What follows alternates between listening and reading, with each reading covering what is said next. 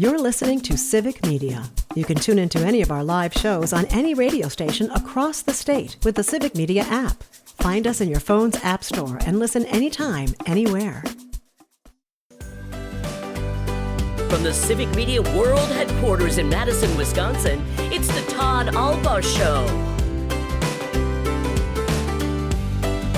And now, pursuing truth wherever it may lead, here's your host, Todd Alba. Across Wisconsin on the Civic Media Radio Network and streaming worldwide on the Civic Media app. Good afternoon, everybody. Todd Alba along with Mr. Aaron Zommers on the board. It is 6 minutes past the hour of 2 o'clock on this Monday, September 8th, 2025. It's a great day to be a Wisconsinite.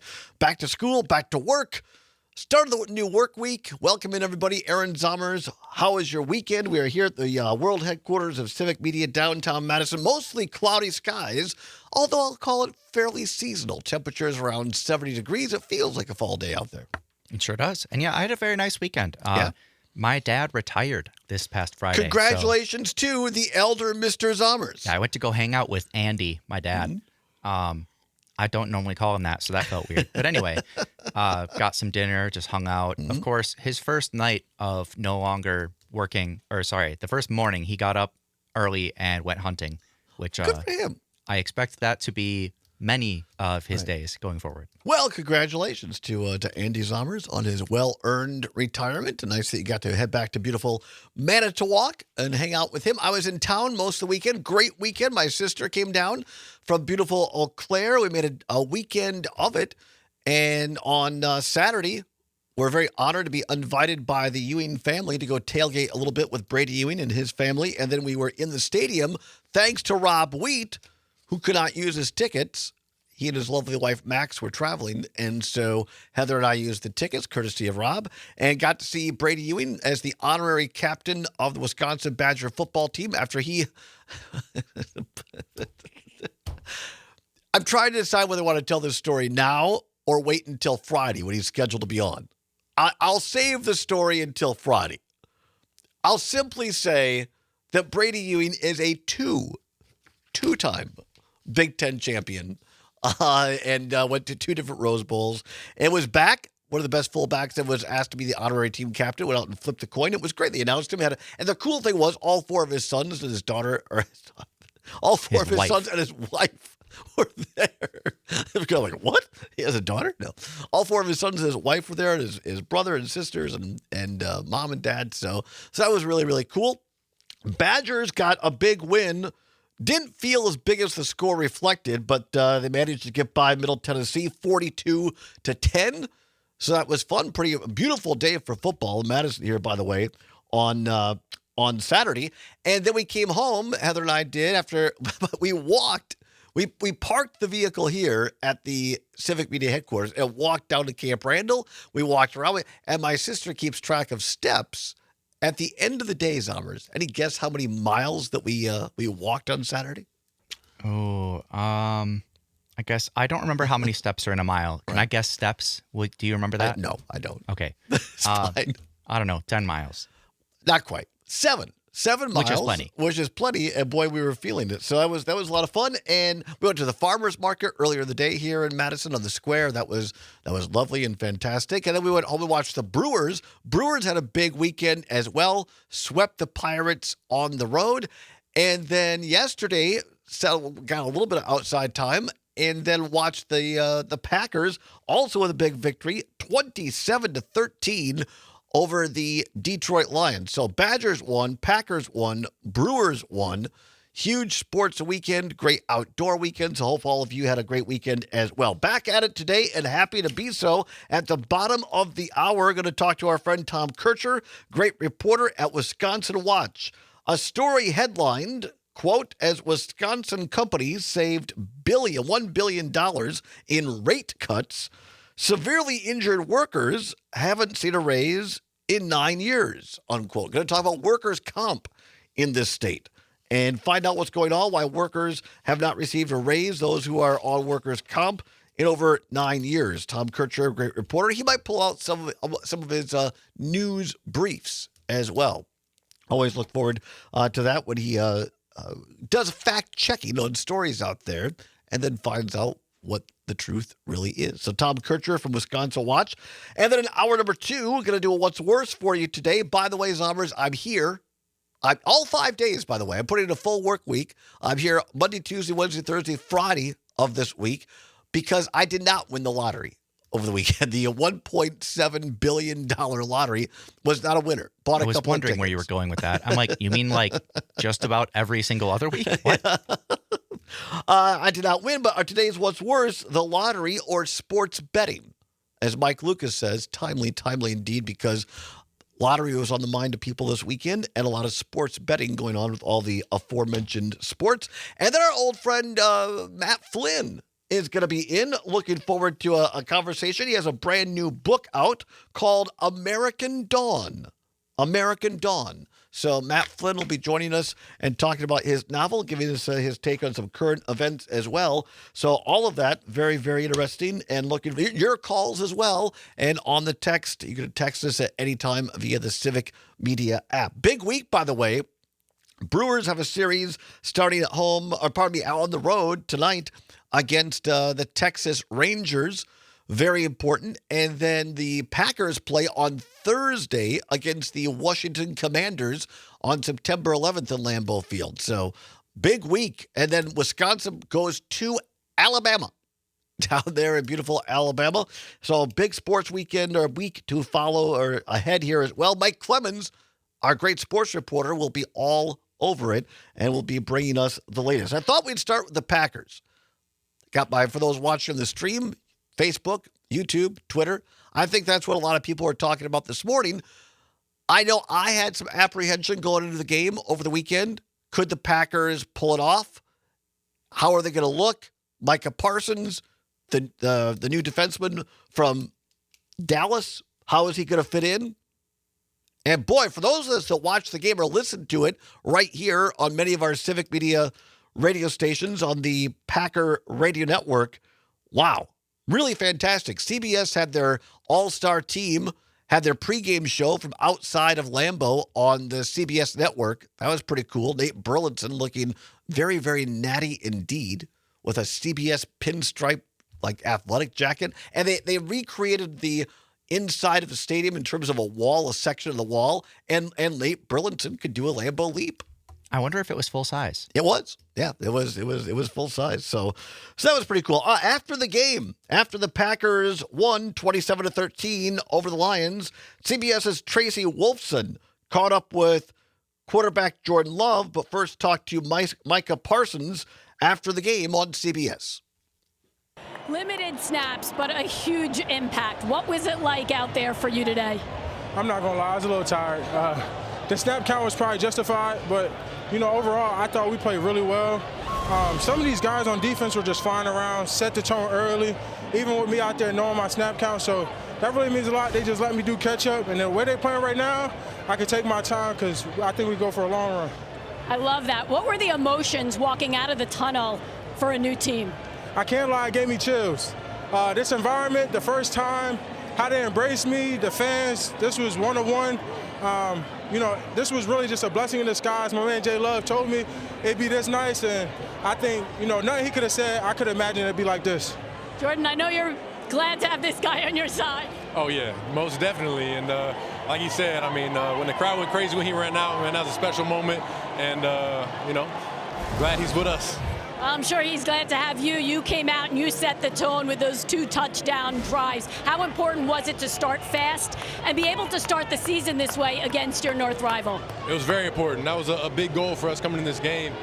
Just start fast, start the season off fast, and that's exactly what we did, and got us off to a hot start there in that first half. So we've got to keep building on that. Congrats on the win. Quick turnaround. Good luck on Thursday. Thank you very much. That was Tracy Wolfson from CBS, great sideline reporter, talking to Micah Parsons, the new acquisition from Dallas. And, of course, QB Jordan Love. After the game, Packers won 27-13. They looked really good, in my opinion. Because I was nervous with this preseason play. But, again, it just shows you how really the preseason stuff it's really just to do some evaluation for the coaches, in my opinion, anymore. There really isn't going to be a good barometer of how these teams are really going to be in the regular season. Meanwhile, tonight on Monday Night Football, a battle of the also-rans in the NFC North. The Vikings and the Bears are going to go at it tonight on Monday Night Football in the, I guess, who cares category? Yeah, pretty much. You know, I have something to look forward to in that one of them will lose. Yes. Or they'll draw. That's a good way to put it. Yeah, Can you even draw? No, I'm being a little rough on the Vikings still. I mean, I think have a reasonable shot being a good team, but the Bears, not so much. But Vikings, the Bears tonight. Here's our very own aforementioned sports reporter, Mike Clemens, of course, always covering the games at every single event. He's got some audio sharing with you throughout the day today, but I want to just pull it up right now to emphasize it. Here's the deal. If you watched it on TV, and according to people who went there, lots of blue in the stands, lots of Detroit Lions fans, and that is apparently because a lot of Packers season ticket holders sold their season tickets to Detroit Lions fans, which I think is a bunch of hooey. And remember, the Packers, under their agreement, have the right to reclaim season tickets from ticket holders who just keep selling it and don't actually use it. Head coach Matt LeFleur was not happy with many of the season ticket holders of Green Bay after Mike Clemens got the audio. Here's LeFleur after the Packers win. The fans that showed up brought great energy, and the fans that sold their tickets to all those Lions fans got to be better. Succinct and really true. I mean, think how long people wait generation. Well, maybe not a generation, but a lifetime. A kid is born. They put their kid on the wait list, hoping that by the time the kid is 30, 35, 40, that they'll get season tickets at Lambeau. And then to go and sell them to a Lions fan, like, look, I don't, if you can't go to the game, I mean, look at my friend Rob Wheat has season tickets to the Badgers, but he didn't put it out there for, not that there's going to be a lot of Middle Tennessee fans buying them, but you know what I mean. He sold them, or he was kind enough to gift them, if you want to know the truth. I still owe him another dinner and a couple of drinks, but he gave them to somebody who he knew was going to use them and root for the Badgers. And I just don't get this thing where people, I paid for it, so if I can make money with it, that's my right. No, actually, it's not, in my opinion. To be fair, maybe they tried to reach out to people they knew and nobody could go. But that many people, no. That's for maybe a few of them, but there was a lot of sold tickets. Yeah, I think people Detroit fans were willing to pay the price, and people are willing to make money on it. So I say knock it off. Talk to Mike LeFleur, or listen to Matt LeFleur on that, and just don't either don't sell your tickets or give them up to true Packer fans who will actually use them or resell them to other Packer fans. So but great game by the Packers over the weekend. Again, they play again on Thursday against the Washington Commanders. The pregame time is set for 5 o'clock in the afternoon on Thursday. I believe the kickoff will be just after 7 o'clock on Prime. The great Al Michaels and Kirk Herbstreit in to call the game on Amazon Prime. Or you could hear it, even better yet, on the Packers Radio Network in Richland Center on WRCO, Park Falls, WCQM, WRJN Racine Kenosha, and WAUH in beautiful Watoma on Thursday. The Packers pregame show at 5 o'clock. Come back, give you a couple of Brewer highlights as well. And also some new news, speaking of, on the Brewers movie from 1982. Details after this on the Civic Media Radio. You're listening to Civic Media. Stay up to date on the latest news and information for your local community and Wisconsin by signing up for our free email newsletter. Visit civicmedia.us/email to get started. Welcome back to the Todd Show on the Civic Media Radio Network. Now 22 past the hour of 2 o'clock on this beautiful Monday, September 8th, 2025. Glad to have you along at the bottom of the hour, just after the farm news with Midwest Farm Report and the great Pam Yankee. The great Tom Kircher going to be along from Wisconsin Watch, talking about workers' comp in the state of Wisconsin and why there has not been a raise in over 9 years. Also, maybe check in with a couple of news briefs Tom sussing out the truth for us today on Monday. Appreciate that. Then hour 2, a little what's worse for you involving betting and expecting our friend Matt Flynn to stop by with his brand new novel as well. So big show straight ahead. Zomber's playing a little Violent Femmes to bring us in there from the movie Just a Bit Outside, the story of the 1982 Milwaukee Brewers. Our friends Kelly Call and Sean Hanisch, the producers and producer-director respectively of the movie, are going to be here, our guests, at 3:35. The reason is, well, we always love to have them, number one. But if you've been saying, geez, Todd, I know that the DVD is out there. I missed it in theaters. I don't subscribe to Amazon Prime. I don't subscribe to Apple Plus TV. I don't have Roku. Well, here you go. Starting tomorrow night, Just a Bit Outside, the story of the 1982 Milwaukee Brewers, is going to be on broadcast television for free. How about that? You're running out of excuses not to watch it. It was announced today that in the Milwaukee area, it's going to be on CBS 58 on WMLW. Here in Madison, if you're in the Madison market, it'll be on Channel 3000, WISC TV on TVW. So many, like if you get it over the air, if you use what used to be called rabbit ears, like Channel 3 is 3.1 and TVW is 3.2. So it's going to be on 3.2. I think same thing in Milwaukee. If you have YouTube TV or Direct TV or something like that, just look for WMLW in Milwaukee or TVW in the Madison market. It's also going to be on WSAW in Wausau, in the Green Bay market, WGBA and WACY, and in La Crosse on WKBT Channel 8. I think it's 8.2, the digital channel there. So, and there's also plans, apparently we might learn more from Kelly and Sean tomorrow. They're also going to have the documentary as an audio selection on several of the Brewers radio network stations for dates and times to be named later. Hoping that some of those stations that include civic media stations, hoping we're participating, but we'll find out more soon. But how cool is this? In a year that really is giving you the feeling of that 1982 team, to have more opportunities to see this great documentary just a bit outside the story of the 1982 Milwaukee Brewers. So we'll talk with Sean and Kelly, and we'll get all the details, get you ready to watch that. Because here's the deal. Select Brewers games, including tomorrow night, are over the air on these same broadcast channels. So tomorrow night's game, the Brewers at Texas, are going to be on those channels I mentioned, and then Just a Bit Outside will be shown after that game on those same channels. So I think that's pretty cool. Speaking of the Brewers, they got another sweep of a series against Pittsburgh. In Pittsburgh yesterday afternoon, the Crew won 10-2. The Miz on the mound, Jacob Mizorowski. Here is manager Pat Murphy on the Miz yesterday afternoon.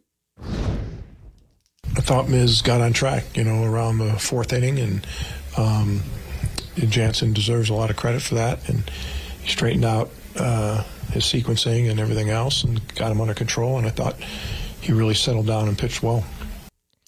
Then he goes. The thing is, the Miz pitched as long into a game as he has in his short major league career. He may have gone longer in the minors, but he went all the way into the seventh inning yesterday afternoon. Here's the Murph on the Miz going that extra time. Because he was going so good, like all of a sudden he looked like his tempo was good, he was on time, and I'm like, why would we take him out? He's as good as he's looked. The 4th, 5th, and 6th and 7th were better than the first three. I was concerned in the first three. I was concerned. And one more cut from our great sports reporter, Mike Clemens, Pat Murphy, after yesterday's Brewers win on the Miz. I can only tell you this is a great learning experience for him, and he answered the bell today and did a very, very nice job. Did he pitch great? No. Did he, in a normal circumstance, could he have been out of that game early? Yeah. But he settled in and showed that he has the resiliency to make those adjustments. Now, on Friday night, the Brewers were on Apple Plus TV, and the sideline reporter for Apple Plus, this is the same woman who got the whole Pat Murphy pancake thing, the pocket pancake thing going. So on Friday night, she interviewed Murph again. There's a whole new food in Murph's pocket. It's a real hot team, and they've proven that they can score and they can beat anybody. They're at their end of their season. They got a lot of veterans. We got to work it out for us. Is that a quesadilla, Pat? It is. Quesadilla during the game. No pancake. A lot of problems last time. You caused me a lot of problems. So we're. I would love a fight. Pat, we have a gift for you too. You gave me a pancake last time. It was way too dry, so we got you some authentic Wisconsin maple syrup from Manitowoc, Wisconsin. You won't use it. Beautiful. Thank you. You're so welcome. Thank you for the quesadilla, Pat. I might put it on the quesadilla. Do it. I'm out. There you go. The Pat Murphy talking to sideline reporter on Friday night at Apple Plus TV. Same reporter, she got him to do the pocket pancake. And now they're selling them on Sundays at AmFam Field. And she brought him some syrup from the hometown there, Zommers of Manitowoc. Yeah, that was great. And they have some great syrup there. Right. Yeah, very good. So Brewers, again, get a big win yesterday, 10-2. They sweep the Pirates. By the way, magic number for the Brewers, and this is fantastic. They're going to town. The magic number to win the Central is down to 12 games. And for postseason play, the magic number is simply 3 games. So really, really exciting time to be a Brewer fan. Going to come back and talk some news with our friend Tom Kircher at Wisconsin Watch, and also some news briefs. Our friend Jeff Perry on Facebook says he's already ready. He has his news briefs on. Come on back. We'll talk news. Farm News is next right now with Pam Yonke. Don't go anywhere. Pursuing truth wherever it may lead and having fun doing it. Welcome back to the Todd Allball Show on the Civic Media Radio Network. 35 minutes now past the hour of 2 o'clock on a Monday, September 8th, 2025. Glad to have you along to kick off the week. Back to school, back to work. Overcast skies. Going to be a great week, and no better way to start it off with a little bit of great Wisconsin news. And nobody does it better than our first guest today, joining us from the road, as reporters often do, the great Tom Kircher of Wisconsin Watch. You can find this story and many more at wisconsinwatch.org. That's wisconsinwatch.org. Tom, thanks for making time for us today. How are you? Todd, you're welcome. Doing well. That's great. We were commenting before we went on the air. I got my Packer polo shirt on today. It sounds like you watched it as well. Just, you always feel better, don't you, as a Packer fan on a Monday after the Packers win? Especially if you work at an office setting. You know, I remember the days when after a Packers loss, Monday was just so grim. And people would, we probably lost a collective 100 hours of work time with people complaining. But if they had won, oh my gosh, everybody in a great mood, ready to dive into the week. Productivity goes up, but we're ready to dive into you. Had a great story in Wisconsin Watch last week. I think it also appeared in the Isthmus. Correct me if I'm wrong. But the headline is, as Wisconsin companies saved $1 billion in rate cuts, severely injured workers haven't had a raise in 9 years. Tom Kircher, you think of workers' comp, not exactly a sexy, news sexy type of topic, but how did you come to learn of this story and to get onto it? Some months ago, I did a story about Michael Gableman, the former state Supreme Court justice, and kind of looking at the rise and fall of his career. Mm-hmm. And a reader who read that story emailed me and said, hey, Wisconsin Watch ought to look into this workers' comp situation. And the most severely injured people on the job, those who are declared permanently and totally disabled, haven't had a raise in their benefits in 9 years. And certainly was not something I'd heard of before and seemed well worth looking into. Yeah, and I'm so glad that you did, because like I say, these are one of these things where, I've never been a workers' comp per se, but when I was working at the Capitol in state government, and I got shingles like 20 years ago, and I got shingles really bad. I was on partial, I guess maybe technically it's workers' comp, but a partial disability for like 3 months because I had paid into it. I had that insurance I had paid for, and so it covered a portion of my salary while I recuperated and eventually went back. But in this story, and correct me if I'm wrong, Tom, these are folks, as you said, maybe a lot of construction folks or other people who perhaps through the fault of their employer didn't have safety things in place, and they fell, they got hit, whatever it is. And these folks now are physically not able to probably ever hold a full-time job again. So this is their salary for the rest of their lives, correct? Or at least part of their income, right? Yeah. So these are workers' compensation covers people injured on the job, not someone who's disabled for another reason and can't work, but specifically injured on the job. And similarly to disability, it pays a portion of your income based on what you made at the time of the injury. And it's paid in perpetuity. You get a check, at least for the people who are permanently and totally disabled. I should take a step back. So workers' comp, by and large, covers people on a temporary basis. You're working on the job like you described. You get hurt. You're off for several weeks, whatever it is, until you recover. You come back to work. So it's a temporary benefit.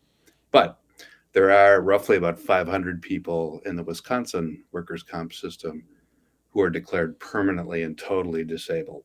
And so the good news, so to speak, for them is they get a workers' comp check for the rest of their lives. They're permanently and totally disabled, declared not able to hold a meaningful job. What's been tougher for them is that while they get this check forever, so to speak, they haven't had a raise since 2016. And as you can imagine, with inflation being roughly 34% over that period of time, it's made it difficult for folks like that to be able to pay their bills. I think this is fascinating because before I got back into radio here, going on 3 years ago, I was working in retail doing a management gig for LL Bean. And just from the time I started working there part-time, I guess it would have been in like 2018, and I finished up as a manager in 2022. Just in that short time, our starting employees there went from $11 an hour to $15 an hour. You know, and that was for retail work. I mean, it was a good job, whatever, for what it was. But to think about in the business world, that kind of an increase over 4 years, 5 years, and then you look at workers' comp, and these folks, by and large, and again, keep me honest, Tom, and maybe they're eligible to get some supplemental income if they can, but really, this is the heart of what's paying rent, putting food on the table, and their survival. And there's no increase in 9 years. Right. You know, depending on an individual's circumstances, it might be their only income. We featured a man named Jimmy Novi, who's a 77-year-old permanently and totally disabled person, injured about 50 years ago, working in a battery manufacturing plant. You know, he was exposed to a chemical that caused nerve damage for him. And so Jimmy Novi is carrying on in that he also gets a Social Security check. So he gets about $1,500 a month Social Security, about the same, coincidentally, $1,500 a month for workers' comp. And he's married, and his wife brings in some income. But, you know, when I first talked to him back in July, I got him on the phone just to see if he'd be willing to be part of our story. And he said, hey, this was in the middle of July. And he said, you know, I've got $8 left in my checkbook, as he put it, until the end of the month. So, you know, not a destitute person, not homeless. I don't want to overstate it. At the same time, as he put it, if my wife weren't paying for the groceries and things near the end of the month, I'd probably be starving. Yeah. It's really sad, but also a really good reminder. By the way, we're talking with Tom Kircher, reporter for Wisconsin Watch. You can find this story and many more great stories at wisconsinwatch.org. It's just a great reminder, Tom, for me as I read this, and just great reporting. People that we pass in the grocery store every day, people that we pass on the street, we don't know what other people are living with, are dealing with, and it truly is a struggle. I always say, there by the grace of God go I. I've gone through times in my life when if it hadn't been for family there to basically be my safety net, I could have been homeless. I could have been without food. And it's a great reminder that we're all not that far away from many people in your story here. Yeah, certainly true. In his case, you know, he was a young man right out of high school, taking a job in the factory manufacturing batteries that were used in walkie-talkies in the Vietnam War. And he had no idea what he was being exposed to. And after about 10 years on the job, started to have trouble walking and even keeping his balance. You know, so in his mind, why can't I get a little bit of a raise every year? I'm not asking for a lot, but my Social Security is increased automatically every year. Why isn't my workers' comp?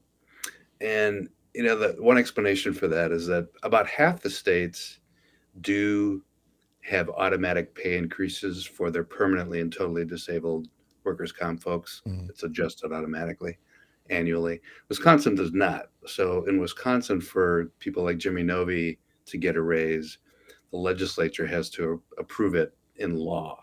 And that's something that's taken up every 2 years, workers' comp issues. So on the one hand, it's not automatic, certainly harder for people like Jimmy Novy.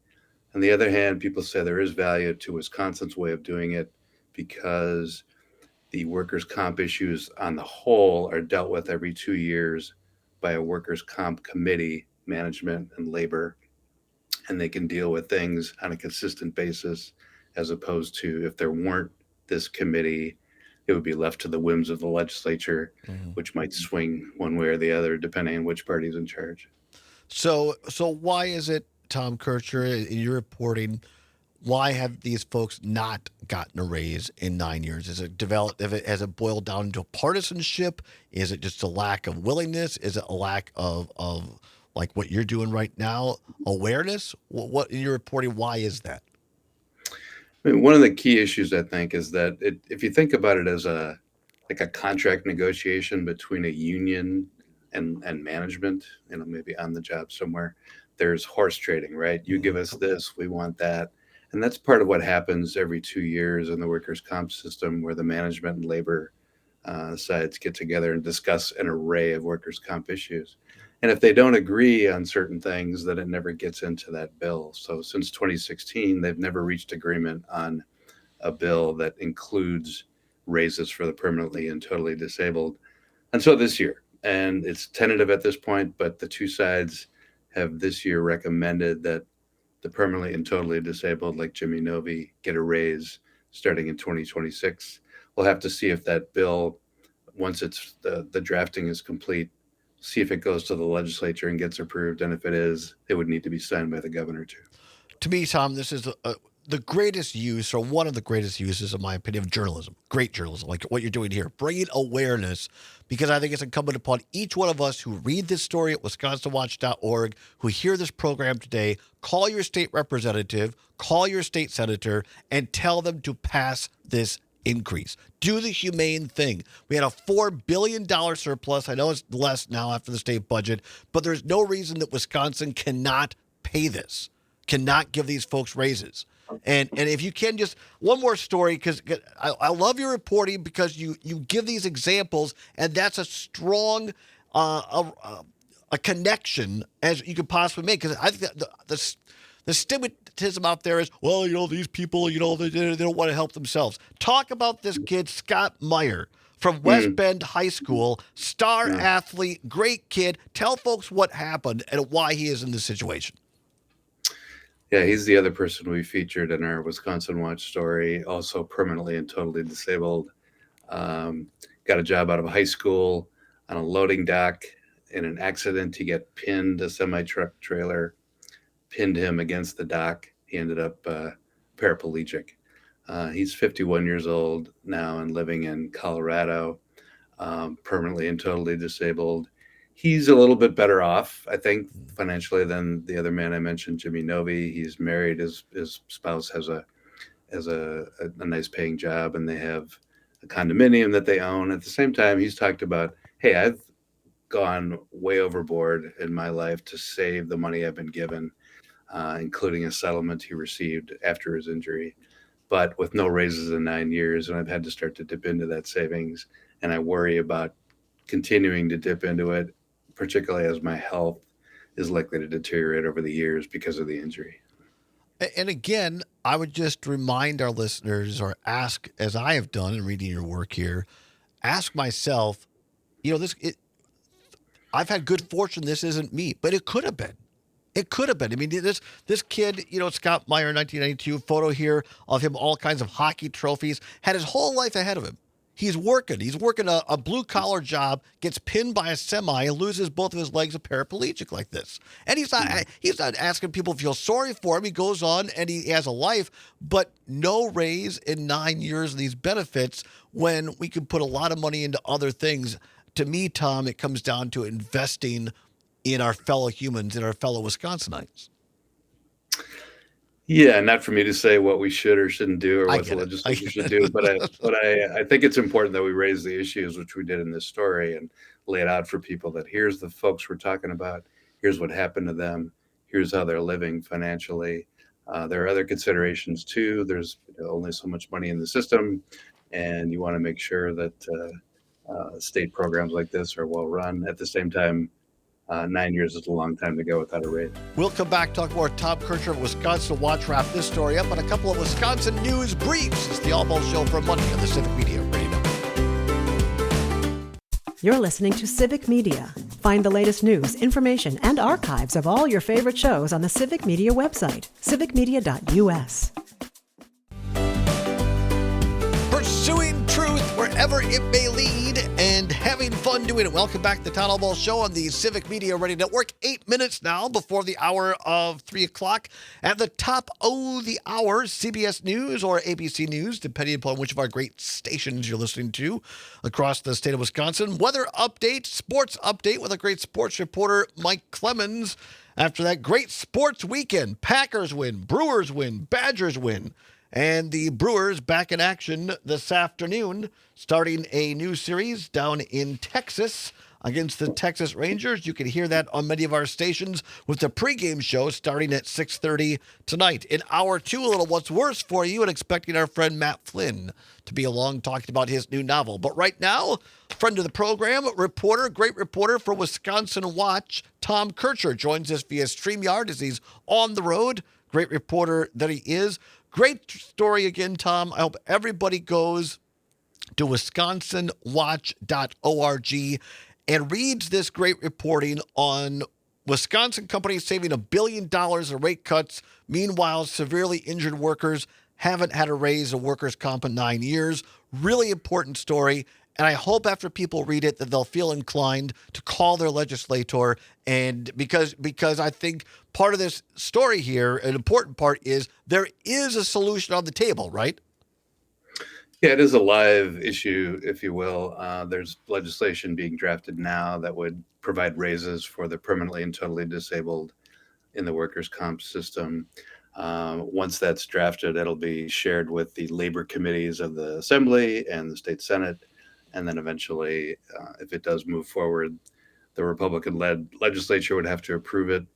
And then the Democratic governor, Tony Evers, would have to approve it. But it is something that will be in play here over the next several months. I know you at Wisconsin Watch, and we here at Civic Media will continue to follow it. So thank you very much for that. All right, great segment. I love doing it with Tom. It is the fact briefs. I keep calling it the news briefs, but no. Occasionally, if I get really frisky, I'll put on my news boxers. But no. Today is the fact briefs. Here now, as Tom takes a question from people, they ask him true or untrue. What's the facts? And you briefly give us the facts. Here we go. Number 1. Right. Do tens of millions of unauthorized immigrants receive federal health benefits? This is great. This is a great question. A lot of people are misinformation. Do tens of millions of unauthorized immigrants receive federal health benefits? Tom Kircher, what's the truth? The answer is no. We looked at this because Vice President J.D. Vance made a statement to that effect when he was in La Crosse the other day. And it's just simply not the case. His concern, as he raised it, was that if we're spending lots of money on healthcare for the unauthorized immigrants, we won't have enough for citizens. But in fact, unauthorized immigrants, sometimes known as illegal immigrants, are not eligible for Medicare, not eligible for Medicaid, not eligible for something called CHIP, a child health insurance program, and not eligible for Obamacare, the plans you buy yourself on the federal exchange. So what he said is not correct. There are not 10 millions of unauthorized immigrants getting health benefits. J.D. Vance's comments untrue, not factual, according to the fact briefs here at Wisconsin Watch. He was preoccupied, Tom. He really wanted to go to Ashley Furniture, and they said no. So he was a little bit salty about that. All right, next one here.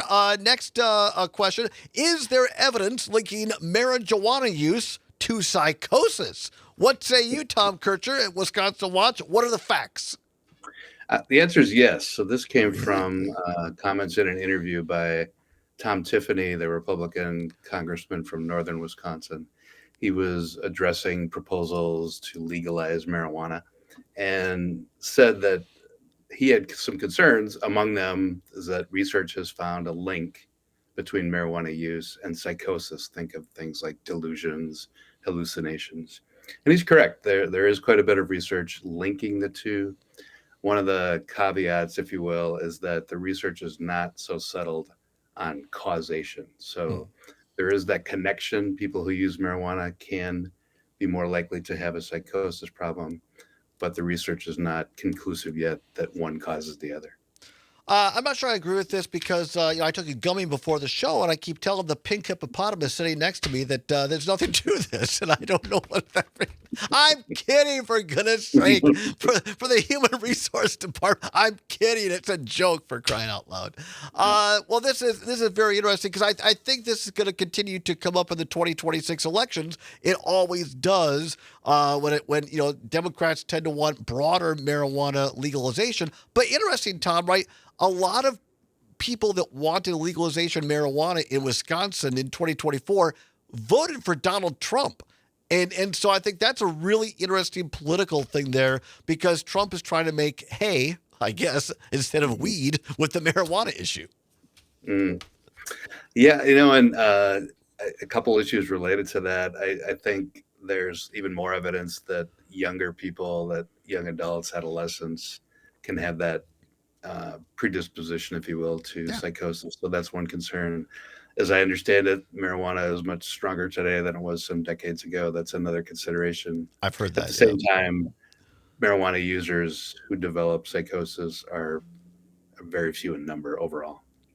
Yeah, like Willie Nelson's talked about that. A long time he doesn't smoke anymore because he has respiratory issues. But he said, hey, as someone who supports weed, he said, look, the stuff that we smoked back in the day, very different than what it is now. So once again, Tom Kircher, you brought us facts. I love that. Great reporting. You can find all of Tom's work at Wisconsin Watch. Try that again, Todd. WisconsinWatch.org. Tom, thank you so much for taking the time with us, and safe travels out there on the road. Yeah, thank you, Todd. Appreciate being on. Our pleasure. Thank you very much. Tom Kircher, everybody, of Wisconsin Watch, and find all of his work at wisconsinwatch.org. Next hour, straight ahead, going to do a What's Worse for you. No, Todd did not win the lottery over the weekend. That's why I'm here at work. The lottery, but lottery, sports betting, what's worse? We're going to discuss that, and also expecting here in the second hour to be talking with our old friend Matt Flynn, two-time chair of the Democratic Party of Wisconsin, about his new book. Has a brand new book out. You can buy it now, and it's called American Dawn. Yeah, I had it right at my fingertips. Thank you very much. The national news cycle never stops, but it can be hard to find news about your local community. Civic Media is dedicated to providing quality local and state news coverage across Wisconsin. With the Civic Media app, you can get notifications about local stories that matter to you and your community. Find the free Civic Media app in your phone's app store and choose notifications from the menu to tell us what kind of news you want to hear about.